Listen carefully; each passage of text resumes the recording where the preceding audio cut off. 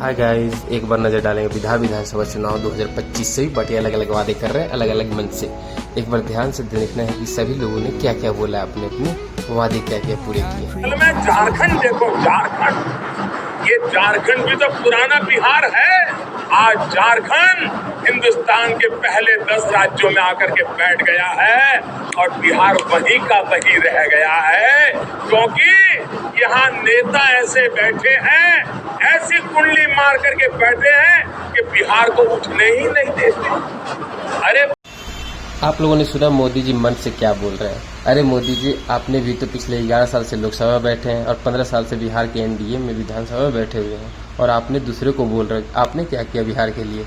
आप भी तो कुछ नहीं किए मोदी जी, फिर दूसरों को क्यों दोष देते हो? आप कुछ किए होते तो बोलिए।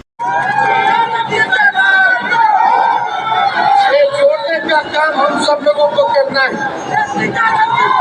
20 वर्ष से सत्ता की गोद में कूद करनी नींद में लीन रहने वाला 2025 इसका गवाह बनने जा रहा है कि नहीं बनने जा रहा है?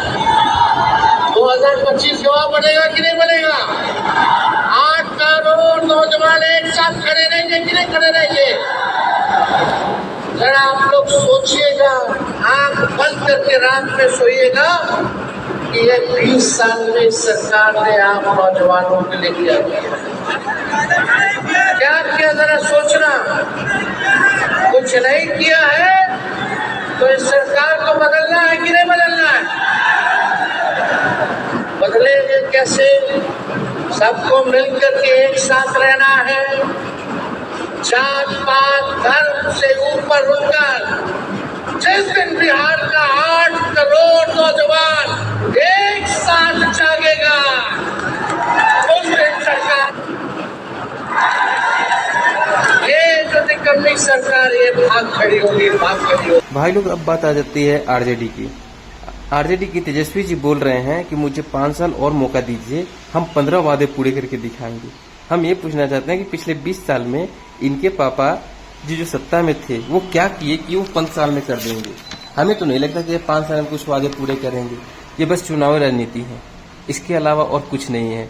ये लोग अब यही चाहते हैं कि बिहार का भविष्य को नीचे डुबाना है। बस वादे करके चुनाव जीतेंगे और उसके बाद कुछ नहीं करते हैं। ये आप बिहार की जनता के हाथ में है इस बार की चुनाव। बिहार चुनाव से पहले एक बहुत बड़ी खबर मिल रही है और महिलाओं के आरक्षण से जुड़ा हुआ ये मसला बताया जा रहा है। इसमें नीतीश सरकार ने एक बहुत बड़ा निर्णय लिया है। ये बिहार से बड़ी खबर, चुनावों से पहले नीतीश सरकार का एक बड़ा ऐलान, और इसमें तोहफा भी कह सकते हैं। महिलाओं को 35% आरक्षण का ऐलान किया है। सरकारी पदों पर सीधी नियुक्ति पर यह नीतीश सरकार का ऐलान है कि महिलाओं को 35% आरक्षण मिलेगा, वो भी मूल निवासी महिलाओं को। ये जरूर ध्यान रखिए, मूल निवासी महिलाओं को 35% आरक्षण का ऐलान किया बिहार चुनाव से पहले।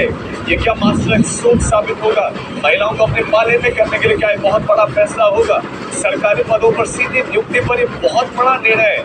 35% आरक्षण महिलाओं को मिलेगा, लेकिन उन महिलाओं को जो मूल निवासी है, यानी कि बिहार के मूल निवासी है। भाई लोग, अब बात आती है जेडीयू की। अब बताते हैं जेडीयू की नीतीश चचा बोल रहे हैं हम अब वो करके दिखाएंगे जो किसी पार्टी ने आज तक नहीं किया है। क्या बात है चचा की? चचा ऐसे बोल रहे हैं जैसे पिछले 15 साल से कोई और हो। पिछले 15 साल से नीतीश चचा जी अब सत्ता में बैठे हुए हैं और आप बोल रहे हो कि अब मैं वो करके दिखाऊंगा जो किसी पार्टी ने नहीं की है। आपको तो बस पार्टी चेंज करने आता है, पार्टी बदलनी और पलटी मारने आता है। आप तो मुख्यमंत्री का शपथ लेने का वर्ल्ड रिकॉर्ड बनाने जाते हो और कुछ नहीं आता। बिहार की जनता को आप तो नीचे की तरफ ले जा रहे हो। अब क्या करोगे? हमें कुछ समझ नहीं आ रहा। बिहार की जनता ही बिहार विधानसभा 2025 के चुनाव में बताएगी क्या होना है क्या नहीं। किशोर के सपनों का बिहार कैसा होगा? प्रशांत किशोर के सपनों का बिहार वो है जो रोज बता रहे हैं। जिस दिन हरियाणा पंजाब से लोग आकर यहाँ नौकरी करेंगे तो हम मानेंगे कि बिहार बन गया बढ़िया।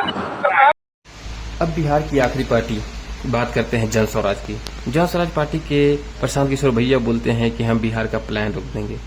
अरे पीके भैया, पिछले 16 साल से आप बीजेपी और जेडीयू के साथ काम कर रहे हो, उस टाइम पे तो आपने कुछ नहीं बोला।